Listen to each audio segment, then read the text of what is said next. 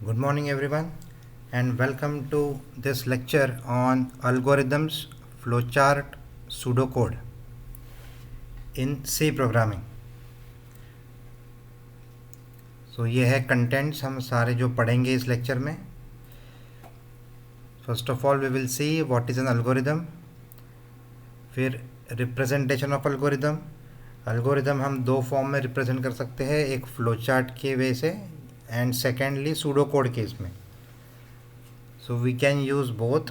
The flowchart is the pictorial way of presenting an algorithm and pseudocode is a programming similar to programming जैसे दिखने वाला, but exactly code नहीं run होगा, वो सिर्फ दिखेगा आपको कोड समान, उसको बोलेंगे pseudocode. And some lastly this is the practice examples on which the assignment is given later on. So let us start with the first topic, that is what is an algorithm. Algorithm क्या है? So you must have heard this algorithm term many number of times, but आपको exactly algorithm का मतलब पता नहीं होगा वो time पे.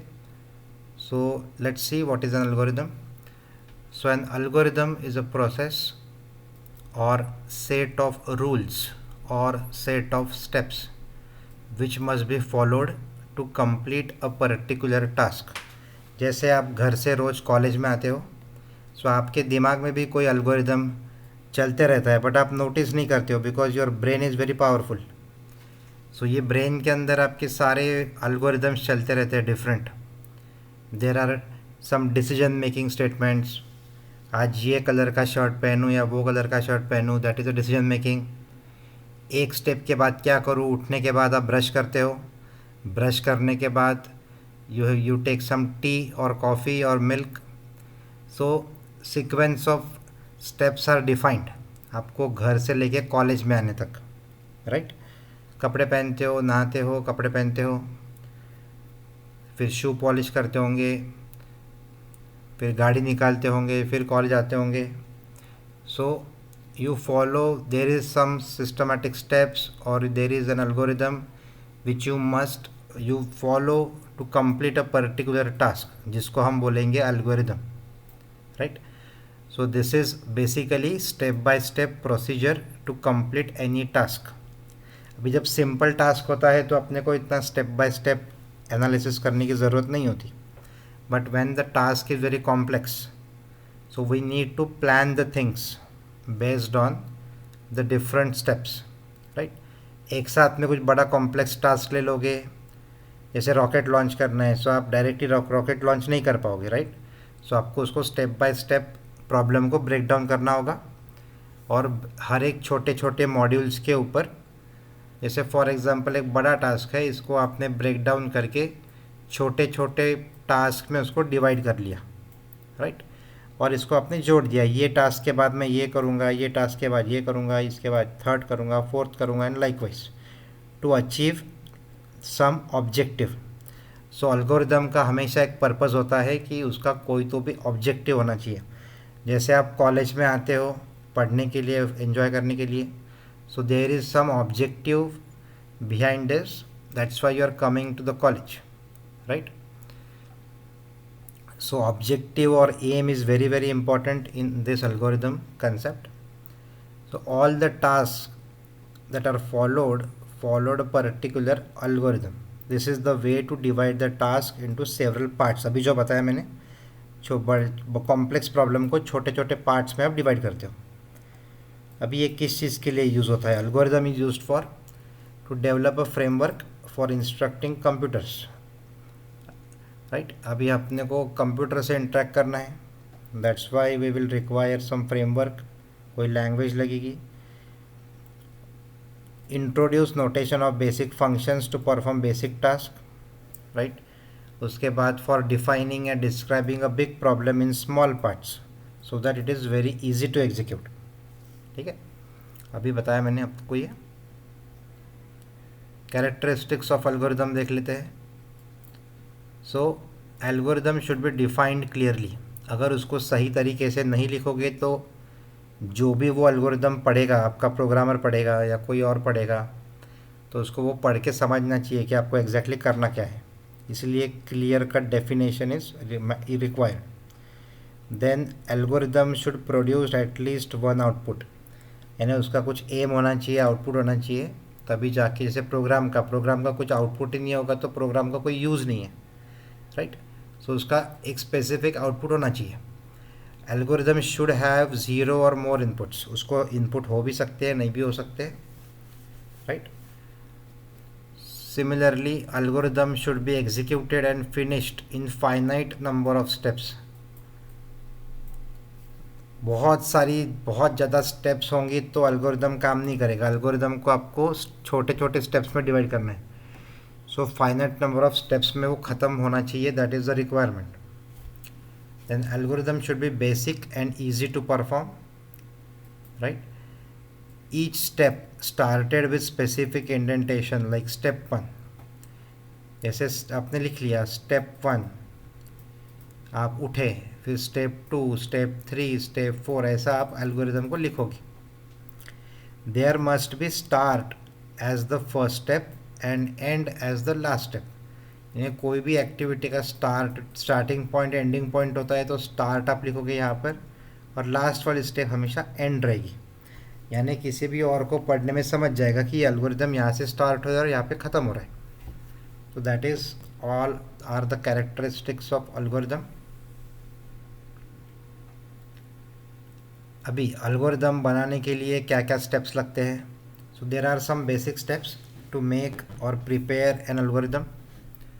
तो जैसे अभी बोला मैंने, स्टार्टिंग पॉइंट चाहिए, start the algorithm. Then simple, एक इससे भी बड़ा एक सिंपल फंडा है, कोई भी सिस्टम मॉडल होता है, सिस्टम मॉडल में क्या होता है कि उसको कुछ इनपुट लगता है और ये इनपुट एक प्रोसेस से जाता है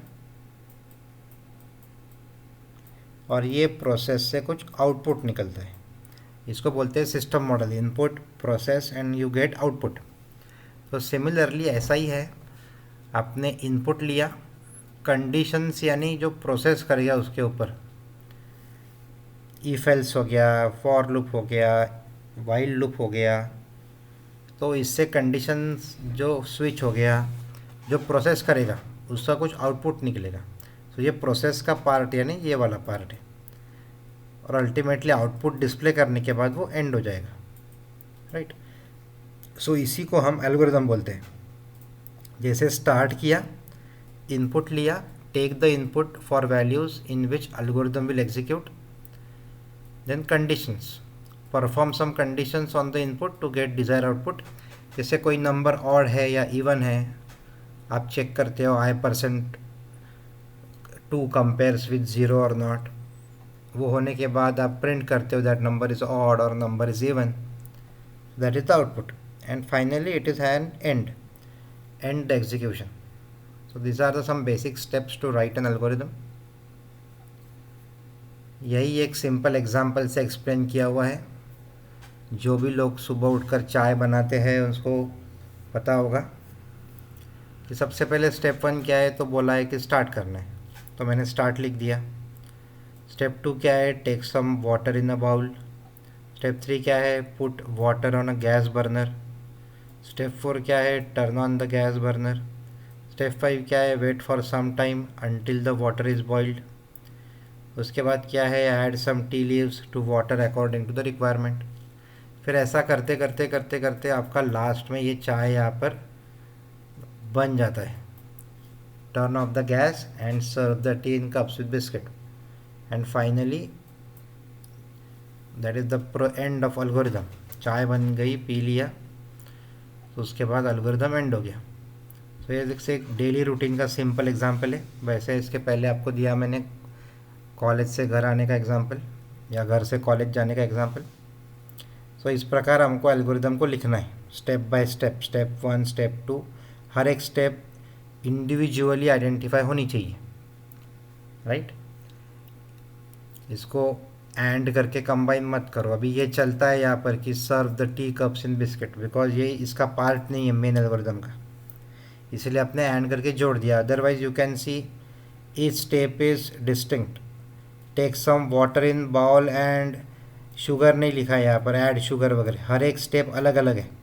put water, turn on gas, wait for some time, add some tea leaves, right. हर एक स्टेप इंडिविजुअली आइडेंटिफाई हो रही है, उसमें दो चीज़ों को कंबाइन नहीं किया है. So that is the way algorithm is written. एक इंस्ट्रक्शन, एक स्टेटमेंट एक ही लाइन पे लिखना है, कंबाइन नहीं करना है, राइट. अभी इधर एक कंप्यूटर साइंस डोमेन का प्रॉब्लम लिखा हुआ है कि रियल लाइफ में तो आपको डेली रूटीन का एल्गोरिदम नहीं बनाना है, राइट. उसका कोई पर्पज़ नहीं है. सो कंप्यूटर साइंस का भी सीखना है अपने को. सो एग्जांपल 1 क्या है, swap 2 numbers with third variable. ये हमेशा प्रोग्राम किया हुआ है अपन ने कि swap 2 numbers with third variable.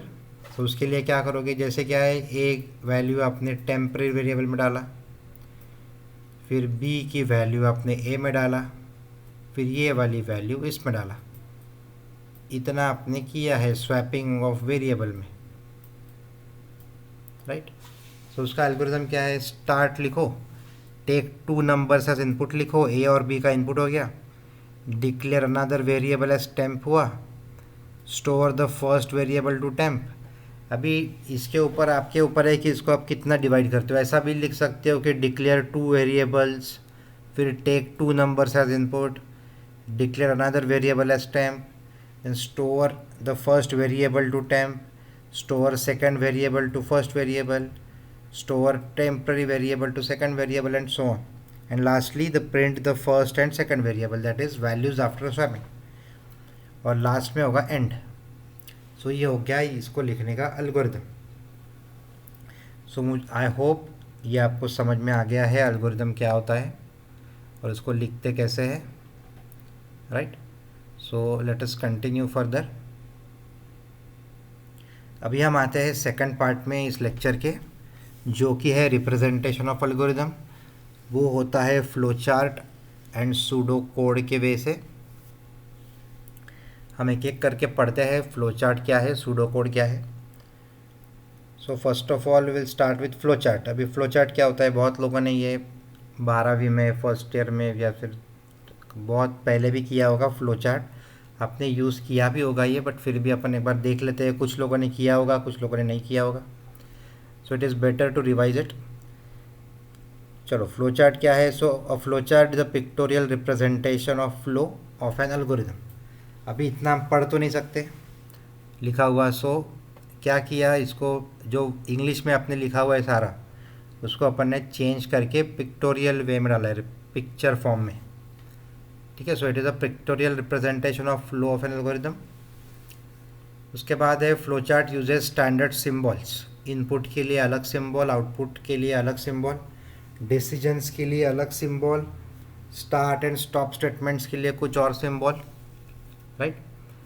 सो अपन देखेंगे आगे कौन सा सिंबल किस चीज़ के लिए यूज़ करते हैं. उसके बाद क्या है, this is a way of visually representing data. These are nothing but graphical representation of an algorithm for better understanding of the code, correct. And flow charts are good for documentation. बहुत कुछ store करना है अगर, तो एक इसमें काम हो जाता है, एक फ़ोटो में. सो it is good for documentation. यानी क्विक रिव्यू जब करना है आपको, तो फ्लो चार्ट से समझ जाएगा कि आपने क्या किया था एग्जैक्टली, राइट. सो अगेन आपको एरर आइडेंटिफाई करना है प्रोग्राम में, कहाँ पे एरर हो सकता है. तो flow chart is also an effective way to identify errors. So फिर देखते हैं हम फ्लो चार्ट सिम्बॉल्स. पहला है ओवल, जो कि स्टार्ट एंड एंड में यूज़ होगा. कोई भी प्रोसेस के स्टार्ट में ओवल निकलना है, इसके ऊपर स्टार्ट लिखना है, और इसके लास्ट में वाली प्रोसेस में एंड लिखना है, और इसके सारे सिंबल्स इसके बीच में आएंगे, ठीक है. रेक्टेंगल किसके लिए स्टैंड करता है, प्रोसेस के लिए. रिप्रेजेंट्स अ टास्क, ऑपरेशन और एक्शन. जैसे sum equals to A plus B हो गया, ये हो गया मैथमेटिकल कैलकुलेशंस, राइट. या फिर आपने कुछ असाइन किया, A is equals to zero या count is equals to zero. तो इसके लिए आप ये यूज़ करोगे रेक्टेंगल. उसके बाद कोई डिसीजन होगा, इफ एल्स स्टेटमेंट होगा, ट्रू फॉल्स होगा, यस नो होगा, उसके लिए आप डायमंड यूज़ करोगे। फिर है arrow. Arrow stands for flow line, data कहाँ से कहाँ जाएगा ये दिखाने के लिए एरो यूज़ करते हैं। उसके बाद पैरेललोग्राम। पैरेललोग्राम सिर्फ इनपुट लेना है या कुछ डिस्प्ले करना है, आउटपुट देना है, तो आपको पैरेललोग्राम यूज़ करना है। इसके बाद इसके एग्जाम्पल दिए हुए हैं, देख लेते हैं उसको भी। जैसे sum of two numbers, the very basic common program in C programming, that is sum of two numbers. तो सबसे पहले बोला मैंने स्टार्ट और स्टॉप डालो ओवल से, राइट। फिर ये क्या है, इनपुट है। इनपुट के लिए क्या यूज़ करना था अपने को, पैरेललोग्राम। तो ये पैरेललोग्राम है, read two numbers A and B. फिर क्या करते हैं अपन, सम ए एंड बी करते हैं, that is operation.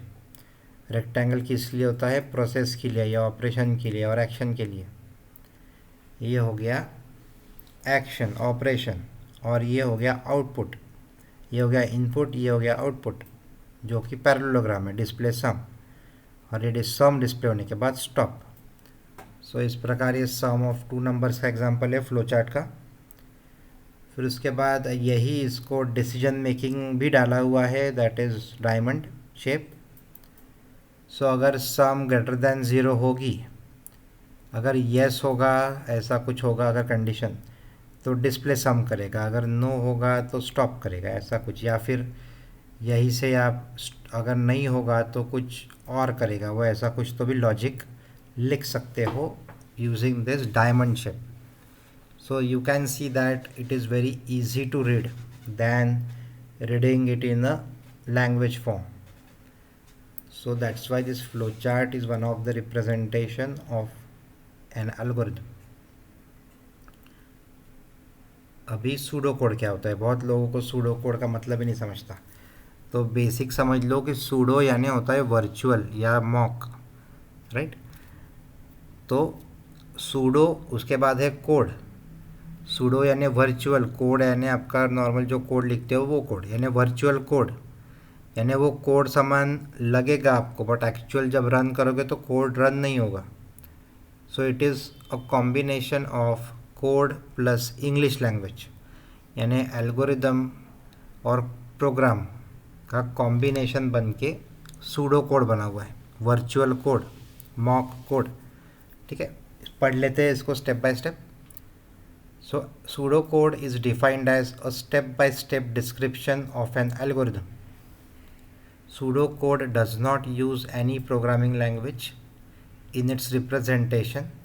Instead, it uses the simple English language text as it is intended for human understanding rather than machine reading.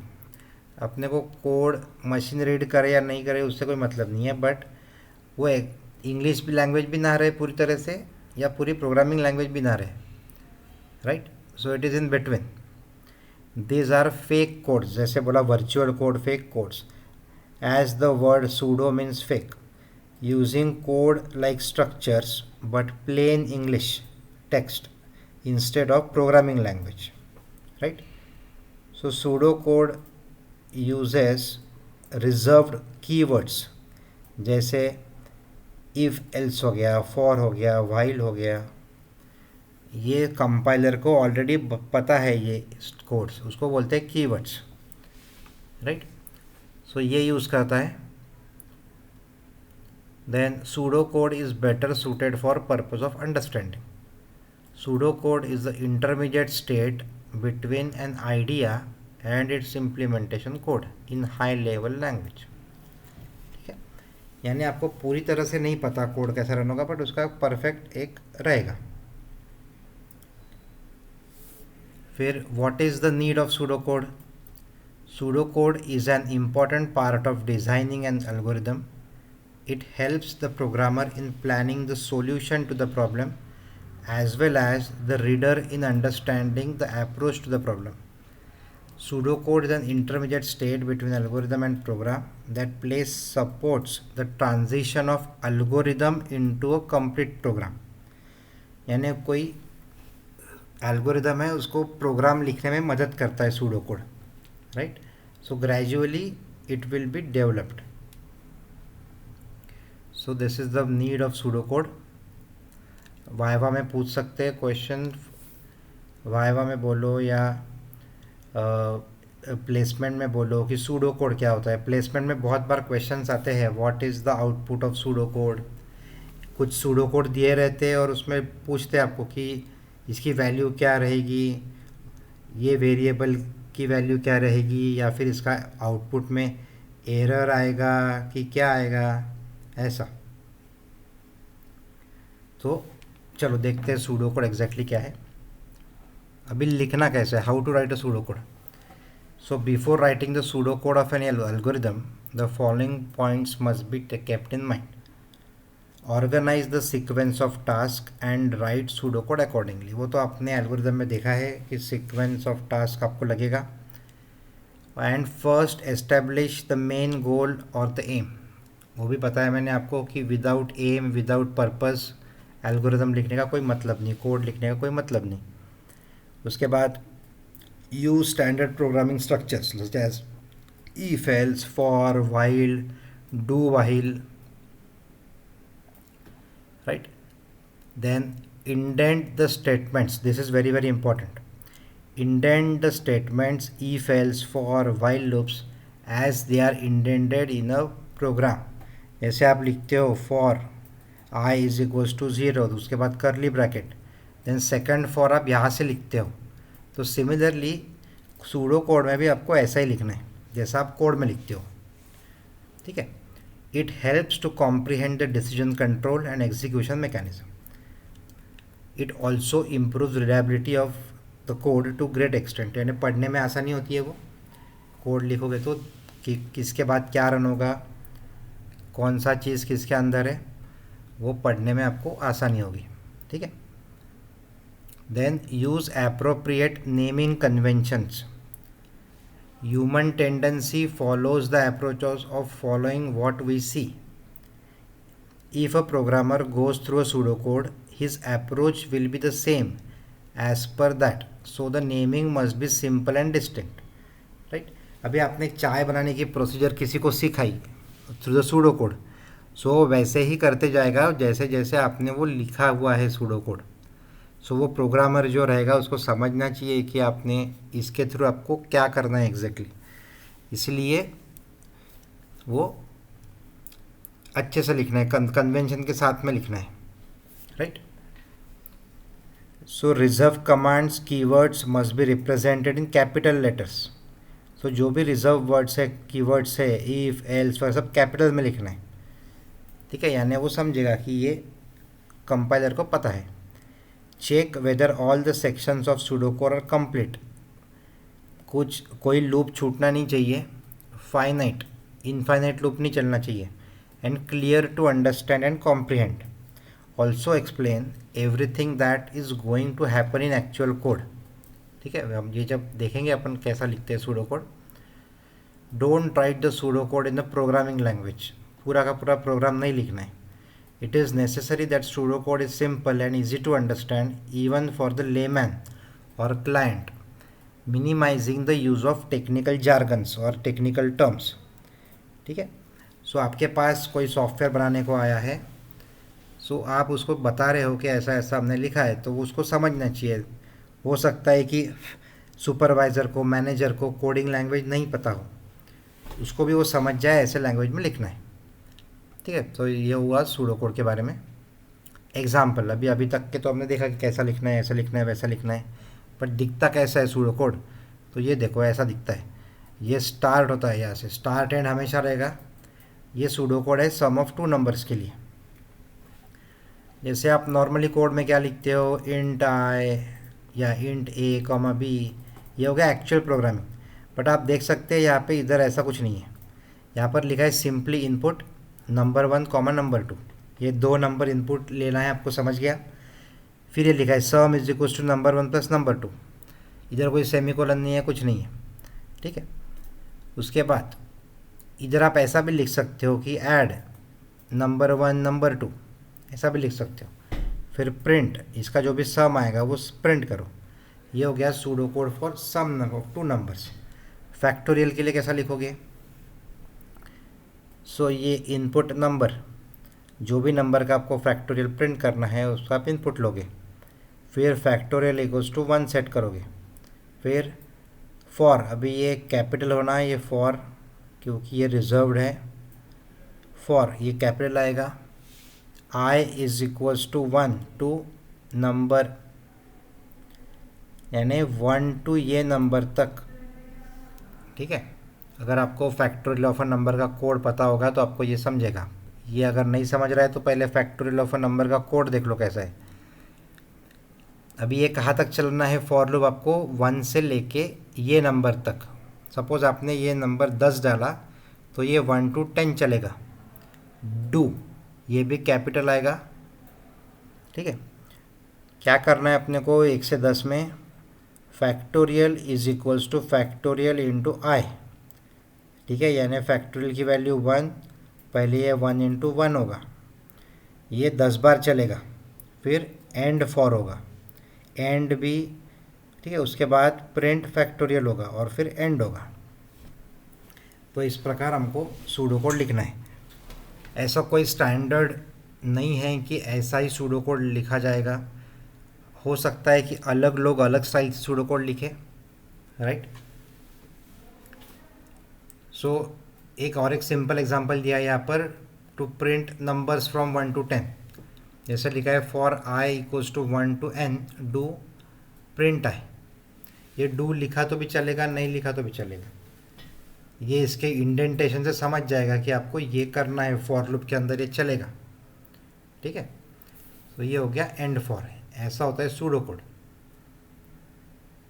ये पूछ सकते हैं इंटरव्यू में या फिर कोई एग्ज़ाम में, that is what is the difference between pseudo code versus flow chart. So ये दिया गया है पूरा डिफरेंस। आप इसको पढ़ लो एक बार पॉज करके। You can see, read it. Everything which we already discussed is given over here, so you can definitely read it, right. So I hope आपको सूडो कोड क्लियर हो गया है कैसे लिखना। You can refer internet for more examples on pseudocode. All are easily available, right? So this is the 11 question practice examples which you will be doing. You will be writing algorithm, you will draw flowchart based on that algorithm. You will also write pseudocode for all the 11 questions. So ये सारे 11 questions solve करना है, option कोई नहीं है। सारे के सारे इसके लिए पहले एल्गोरिदम लिखोगे, फिर फ्लोचार्ट लिखोगे। जैसे फॉर एग्जांपल ये है कैलकुलेट एवरेज ऑफ 3 नंबर्स। सो सबसे पहले लिखो उसका एल्गोरिदम, ऐसा हेडिंग दे दो क्वेश्चन 1। सबसे पहले एल्गोरिदम लिखो, एल्गोरिदम लिखने के बाद ये स्टेप 1 स्टेप 2 स्टेप 3 लिखो, फिर उसका फ्लोचार्ट बनाओ, फिर फ्लोचार्ट लिखने के बाद उसका सूडो कोड लिखो, राइट।